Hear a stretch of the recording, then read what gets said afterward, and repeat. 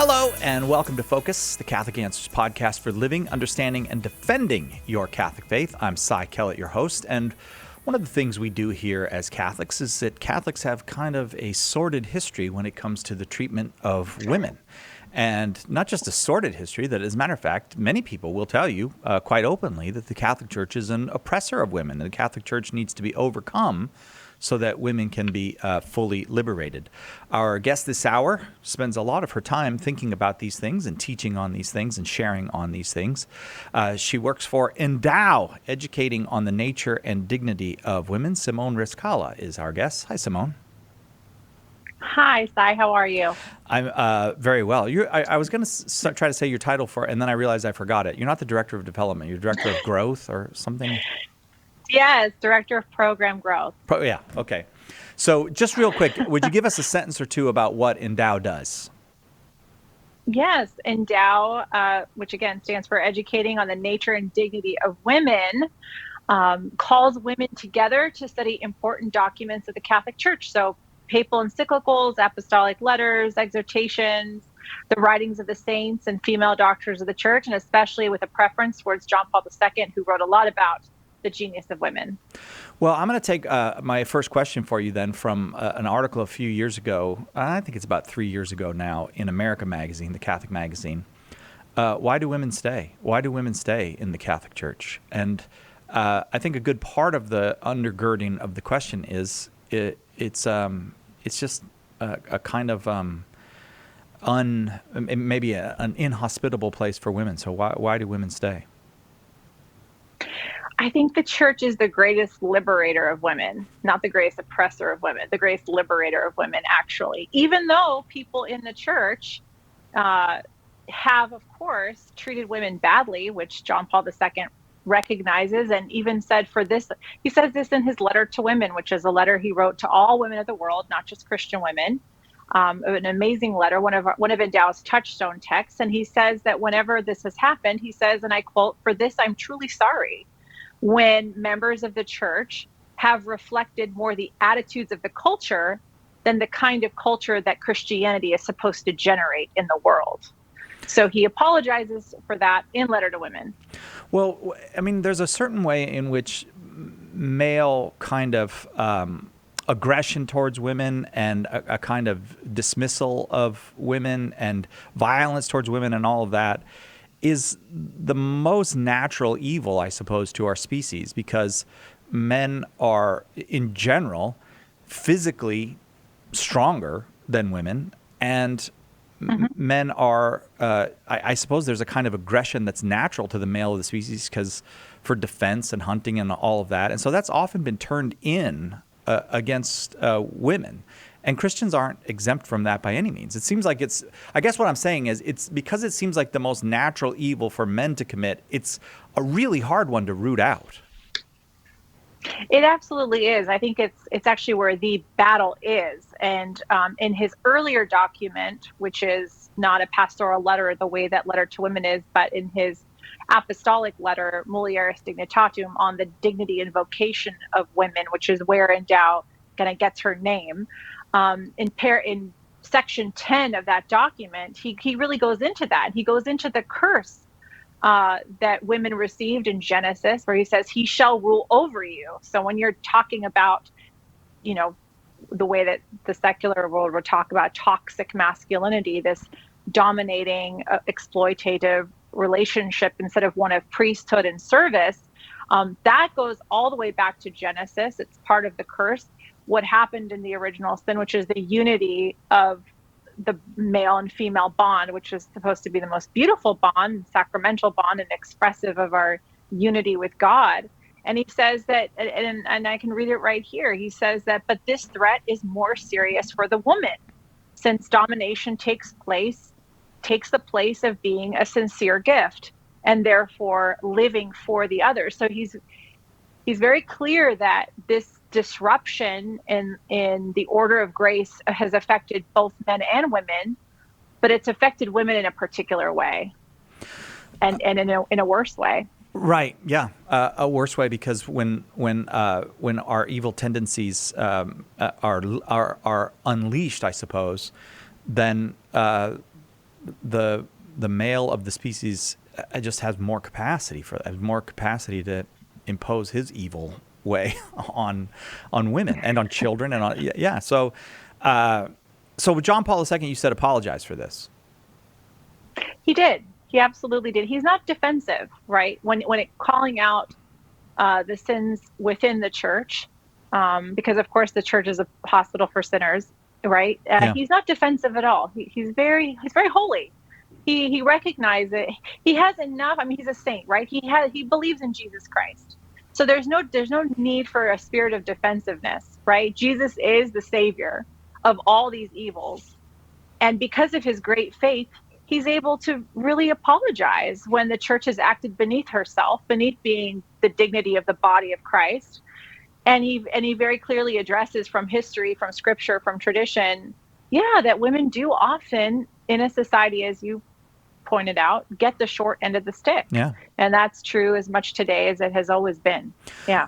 Okay, so I think many will frame this as the Pope finally recognizing that the modern liberation of women is something that the church should embrace, and that the church needs to overcome its own history. You know, that it's presented, I think, in a kind of an undifferentiated way. There's the bad old days that the church was part of. Now we have the good new days.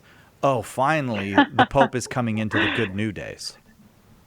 Yeah, of course, there's never a simplistic, history is never simplistic, and that's certainly not true. I mean, John Paul II will say that so much progress has been made for women, and I think when he says that, he is talking about first wave feminism, if we want to call it that. There is equal dignity for women, educational opportunities, all of these women's rights, so to speak. And he criticizes those who criticize the work of women in first wave feminism. But first wave feminism was also pro-family, pro-marriage, pro-life, and against contraception. Yeah. So there was nothing contrary about first wave feminism with the gospel. It's second and third wave feminism that John Paul II was deeply concerned about, which is what really prompted him to write Letter to Women, because that came before the Beijing conference was going to enshrine abortion in international law. And abortion is a great oppression of women and children and family and society.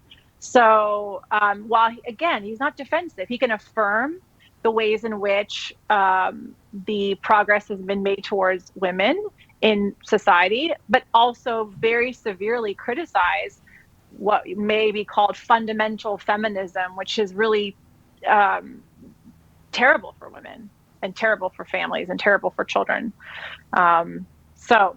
Yeah. Okay. In part because it's just part of the entire modern move towards individualism, and none of us really benefits from this hyper individualism where it's me and my power and my rights, and we can see that because we don't have healthy communities anymore, and nobody can thrive unless there's healthy communities. Yeah, and I guess a very profound form of individualism is then gender neutrality, which is again really, really bad for women, because if you're going to make the claim that that women are oppressed because they're particularly women, or that sexism is a problem in the church and the world, well, you can't then destroy sex and gender difference if you're going to make a claim that one of those groups is being treated unjustly. So it's bad. It's bad. It's bad for women, what's happening right now with all the gender confusion and gender ideology. It's setting women back terribly. Yeah. The thing is, though, Twitter disagrees with you. I don't know how important that is to you, but Twitter will kick you off for saying that. Well, you might just have to live with that. It's a weird world, Ty. It's just I think I'll just have to live with that. I think, and also I think more interestingly and more because once you kind of admit that people are always sinful, and then you can get to the interesting part, which is the fact of what I said earlier, which is that the church is the great liberator of women. And when you talk about a women's expression and the genius of women and women fulfillment and satisfaction, where have you seen that most profoundly than in the female saints? Right. Who has created such original personalities Yeah. like Mother Teresa, like Flannery O'Connor, like St. Teresa of Avila, like St. Catherine of Siena, who could tell the Pope, dear sweet Jesus on earth, grow a backbone. Where can you find such self-actualized women Right. Yeah. than in the saints? And it's the church who has produced these women. It's the church. Yeah, and named most of its buildings after them. That's something people never Yeah, notice that. right. That really all these buildings named Catherine and Mary and Joan and wait, this is an oppressive society against women. All right, but let me ask you this though. So there is a certain trend or a tendency in the way modern people think about this. That you will see in extreme cases like in the Da Vinci Code and whatnot, but often in very, very respectable works as well, or works that would at least seem to be more respectable. The idea that, yes, Simone, you're right about that. The church is the great liberator of women, but there were, women deacons, probably women priests in the early church, and all of that the church forgot about. Somehow that covered it over. It's kind of a conspiracy theory, but I don't want to call it. It's more of a. Yeah. It's not so much a conspiracy as the weight of the male patriarchy covered over all of this good that Jesus did and got rid of it, and that's how we ended up with the church that's as sexist as it is today. What do you make of that? Yeah, it's a trigger. I think it's so boring because I'm bored. I'm bored with it, Sai. I'm so bored. Yeah. Because I'm bored with it because it is. Well, if we're going to use the language of the secular world, it's so patriarchal to try to impose roles onto women when it's really about our being and our feminine spirit. And Edith Stein, I think, was bored with that too, because she'd lecture on women all over Europe. And I mean, she was an actual victim of racism and sexism and all of that, right? Like this is a woman who could claim that as her identity. She was smart, but somehow, even though she was rejected by being a college professor, even though her mentor, the founder of the phenomenological movement in Germany, said, you're overqualified to be a college professor, but she didn't get it because she's a woman.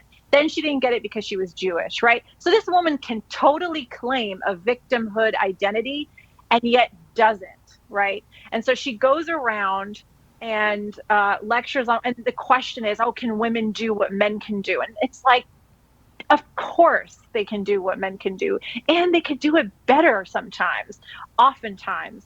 And I don't say that with any kind of arrogance. It's just it's almost like she's bored with it, and I'm bored with the question of deaconesses and priests because, oh my gosh, feminine vocations are so much more diverse and interesting than just a role you can put a person into. And as my friend Suzanne Wolf, who's a writer who's a Catholic, not a Catholic writer, but a writer who's a Catholic, says, women are already priests. We already sacrifice so much. We don't need God to call us to sacrifice for other human beings. This is wired into the feminine spirit to give life, right? When a woman has a baby, right? This is my body that I give for you. What is more priestly than that? I don't know. So to me, it's like it's a demotion. Honestly, it's a total team. It's the greatest disciple and creature. And you talk about churches being named after women. I mean, how much sacred art is about Mary, the Virgin Mary? I mean, how many Mary statues in Catholics? I mean, we love Our Lady, who's Queen of Heaven and Earth. I mean, is she worried about if she could be called a priest or not, or be called the ordained ministry? So I'm bored with the question, but I'm sure it's important to address. But I'm bored. I have more questions, but I'm scared to ask them, Simone. I'm scared to bore you with. No, I'm not bored with you. I'm bored that we can't take the conversation to a deeper, more profound level because this is where people they're stuck in that. Yeah. They're stuck there.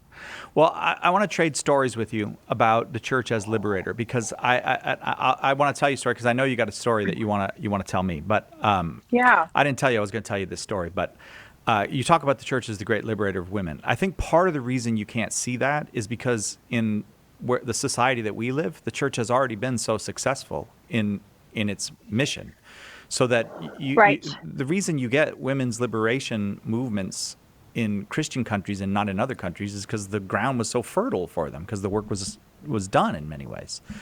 We were being called, Right. in other words, to live up to what we were already saying in Christian societies. So here's my story. Right. I interviewed a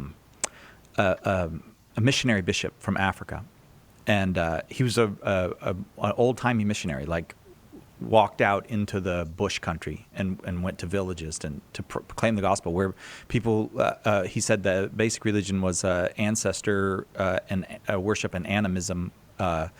And he would go out there, and he says he would start to preach, and they would, people would sit and listen and all that, and he would say that he would talk about God loved the world, and he sent Jesus his son, and Jesus taught us that men and women are equally loved by God. And he said all the women would say, "Sign me up." I think I'm a Christian. And he said it was Yeah. always the women who came to Christianity first, because the fundamental message of that we see in St. Paul, but more than anything we see in the person of Jesus, is men and women are fundamentally equal before God, and in their nature are fundamentally equal.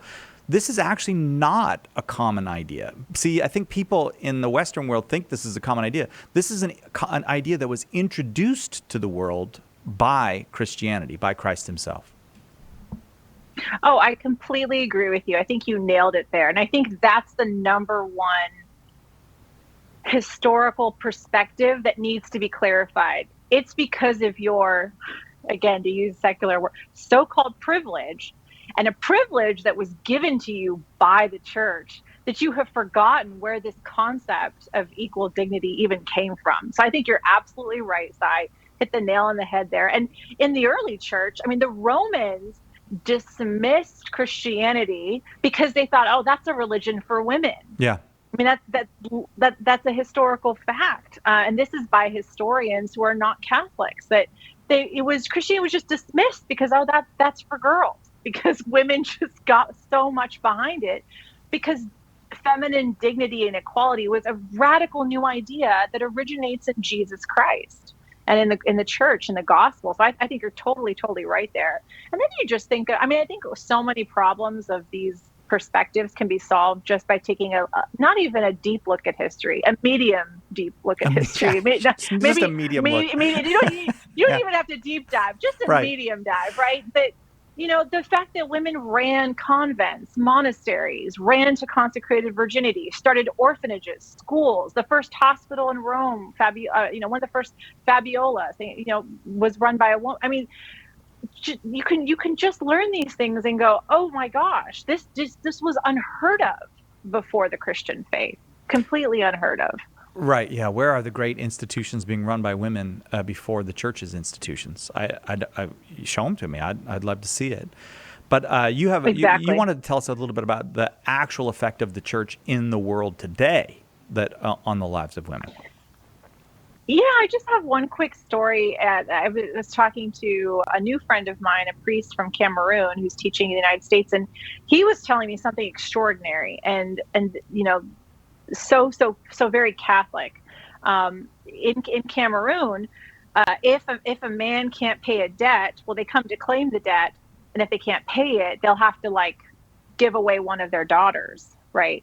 It's horrific, and young daughters to marry 13-year-old girls marrying 60-year-old men. I mean, it's so undignified, to put it nicely. So what the church has done in this area in Cameroon has created a system whereby they buy back these girls, pay the debt, and then send these girls to Catholic schools and educate them. And so now the leading influencers and politicians are actually Catholic women, because there are these women who were rescued from these horrible situations, educating Catholic schools, and now are contributing to their society. So that's the best of the church right there. This is what the church is doing right now. This is what the church has done throughout history. And it's just stunning. But so what about in the actual lives of, because I have to say, in my vantage point, because I get to interview lots and lots of Catholic leaders, one of the most exciting and interesting things going on in the church and in the world today is happening among Catholic women. It's really kind of an untold story, this intellectual life that Catholic women are sharing, led by so many great Catholic theologians and philosophers. But it's like a rediscovery of the Catholic social teaching, the Catholic intellectual tradition among women. And it seems to me that what the subtext of this story is that what these women are finding is that all of this is an antidote to the way they've been raised, or what our culture has given them. They're not finding it to be bondage. They're finding it to be, oh my gosh, this is so much better than what I was ever offered in this society. Oh, absolutely. I mean, I think the church is referred to as Mater et Magistra, mother and teacher. I mean, what's more matriarchal than that? Right. The Marian dimension of the church, that receptivity to the gospel, that's the greatest image of the church. And there's so much freedom. There's so much freedom in the church's teachings, not just in the church's teachings on dignity in the human person, right? But the church's teachings on the moral life. What's more liberating for women than men who just can't divorce them on a whim, right? Which is true in the early church, true now. You can't just leave me for another woman, right? It's not permitted. Premarital sex, pornography, abortion, contraception. You can't just leave me. You also can't objectify me in my marriage. I mean, it's so much protection and liberation for women in the church's teachings about the human person and the moral life that we're all called to. So once you kind of go deep into that, it's extraordinary. And I do think that in all sincerity, especially since the pontificate of John Paul II, who I know is very important to you personally, I think that men we're thick. I heard a woman theologian told me the other day, she said, I don't think it's primarily a problem that men oppress women. I don't think they know women are there. And I thought that was such a striking thing to say, because I do think John Paul really almost like a little slap in the head to Catholic men to wake up to your role in all of this. And your role, imitate Christ in dying for others. And so you see these Catholic marriages now of these where the wife in the marriage got the message of her dignity, and the husband in the marriage got the message that he's to die for his wife and his children. He's to die to himself for them, which is going to mean he's going to have to notice that they're there, and things like that. Mm-hmm. And these marriages are actually very, very happy. Like people are happy in these marriages. Yes, absolutely. I think that's very true, whoever said that to you. And I was thinking about that very thing when I was thinking about this interview, because I thought, the problem right now is not so much just like deep, dark oppression, within church, but what you were saying, which is that, yes, women, at least in our life experience, aren't oppressed in the scary big ways, right? But more that, are we coming alive as Christians? Yeah. Right? Are we really coming alive? Are we living that glory and that happiness and that fruitfulness that we are called to live? And I think she's right. I think you're right too, that John Paul II isn't just saying stop oppressing women, so sorry it's happened. He's saying there's a genius of women that's a genius, but the genius has to be cultivated, formed, and allowed to flourish and express. And the Pope Paul VI before him and John the 23rd before him also really believe that. So it's not just, women, you shouldn't be oppressed, but women, society and culture, the church should support you so that your feminine genius can be expressed. And that's what John Paul II says is vital and essential for a healthy church and for a healthy world. That's what we're aiming for.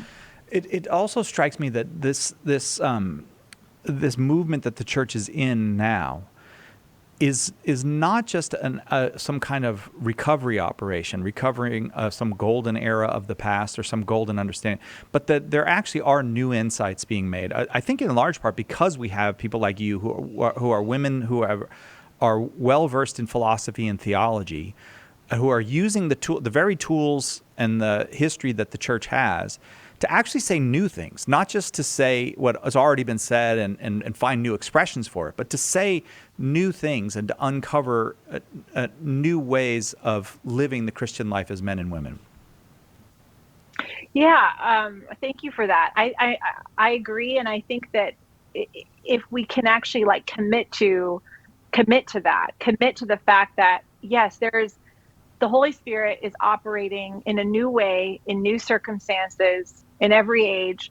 Let's try and like pick up where the Spirit's moving, and pay attention to reality, and don't not so easily dismiss what's happening in secular culture. Like because being simplistic is the opposite of the intellectual life, and it's the opposite. It's the opposite of deep thought. And but it's what I do, Simone. So just say, no, it's not what you do, not at all.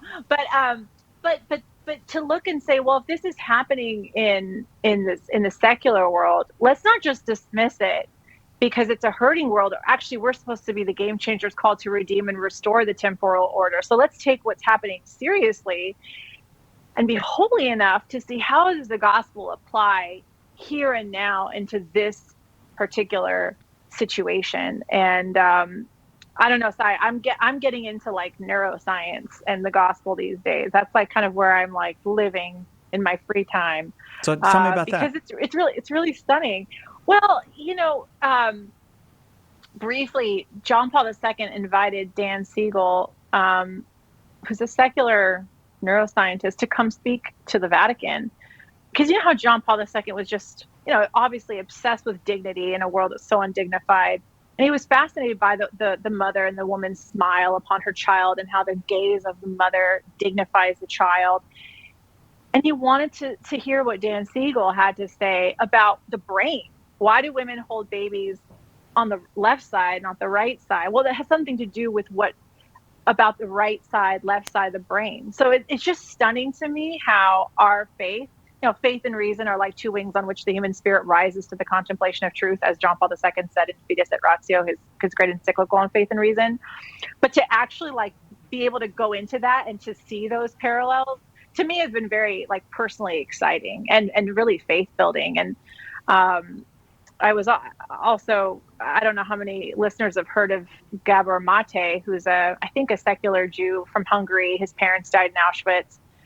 He's a physician who specializes in trauma and illness and PTSD and all these things, and says our culture is so toxic. And I was listening to an interview that he did recently where he said that it was fascinating because I'm listening to him, who's totally secular, through the lens of John Paul II, and he's saying, women are getting more sick than men, and why is that? Well, they're getting more traumatized, and he's like, well, why is that? Well, because they're the great society shock absorbers. So when COVID happens and all these cultural, he's like, it's the women who are absorbing the stress of their spouses, of their children, and feeling guilty if they can't. So how priestly is that women are taking on the stress of all their relationships? He's saying because of this, women are getting more sick.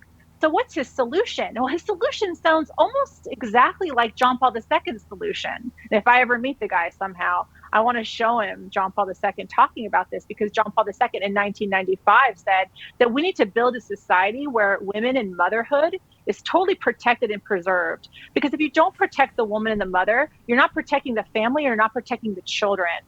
And so we should have an economic system where women don't have to work out of pressure, out of stress, only if they want to work out of creativity and self-expression and their personal vocation.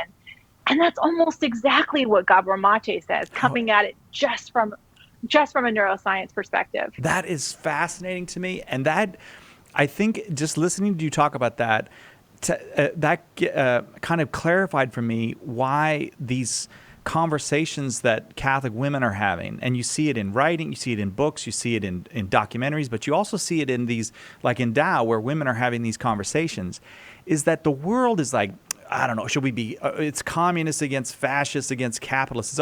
But what's needed is a new vision of the world. And I feel like Catholic women are going to get there before anybody else gets there. This is the new vision of the world that's going to work, because it's going to be realistic. It's going to be truly human, not abstract. And it's going to come from the heart of Christ through Catholic women. I think that's why that excites me. Oh, I'm so glad to hear you say that. That's very affirming and very healing to hear you say that. And I mean, may it be so. I really hope so, because we, like you said, we don't have to paint it. So many of the conversations are so boring and also useless. That's right. Yeah. It's not about should women work, should women stay at home. It's not about any of those false dichotomies. It's about the flourishing of the human person in the reality that Jesus Christ has set you in, right? In your personal vocation, taking into consideration all these factors, body and soul, faith and reason, all of that, everything you just said. I'm just stepping on your great points, Sai. Well, I mean, it's really has been inspiring to see it for the last few years and realize there's something really happening here. Like something powerful is happening in the vision that Catholic women are kind of birthing together in these conversations. So tell us, before I let you go, will you tell us a little bit about Endow and how people can connect with Endow if they want to? Yes. So please check out our website, endowgroups.org. ENDOW is how you spell it, which is a way of saying educating on the nature and dignity of women, if you forget. And each Endow study is about an 8 to 12 week experience. So you're studying a document, you're reading the actual words of John Paul II or St. Catherine of Siena or Teresa of Avila, Pope Benedict, right? And you're encountering the text, a commentary on it, and then discussion questions. So an 8 to 12 week Endow study is really what I would say is a full Christian experience, in the sense that you're not only encountering robust and rich content, but in the context of a small group community where you can really become formed, because we're formed through friendship and formed through community. The Christian thing isn't something that's done, like you were saying, individualistically, right, alone, but within the context of a true community. And women are really hungry for that. They want to learn and grow and develop and be able to articulate their faith and discern their personal vocations. And when I say personal vocation, I don't mean your state in life. I mean who you are in front of God, your unique mission. So check us out, and I'd love to talk to any woman who's interested. Well, Simone, thanks very, very much. I'm guessing this. I'm going to ask you this though on the air. Have we tried to hire you here at Catholic Answers? I bet we have. You could tell me. I feel like every time I hear you, I think, oh man, I know we must have tried to hire her. Have we tried? We just didn't offer you enough? Is that what happened? I can tell by the way you're laughing that it did happen. Dang it. Come on, Simone. Think about it. We need you. Well, you're doing great work. Thanks. I always love talking with you, and I am so fired up by the work you do. Thanks very, very much. Thank you, Sai. And thanks for joining us here on Catholic Answers Focus. What we love when you do, if you want to comment on this episode or any other episode, maybe you want to suggest a future guest or episode, send us an email. focus@catholic.com is our email address. focus@catholic.com. And it takes the cheddar to do this. So if you want to make a donation, you can do that over at givecatholic.com. You can give in any amount up to $1 million. We do not accept donations over $1 million. Givecatholic.com. I'm Sai Kellett, your host. Simone Rizkallah has been our guest. We'll see you next time, God willing, right here on Catholic Answers Focus.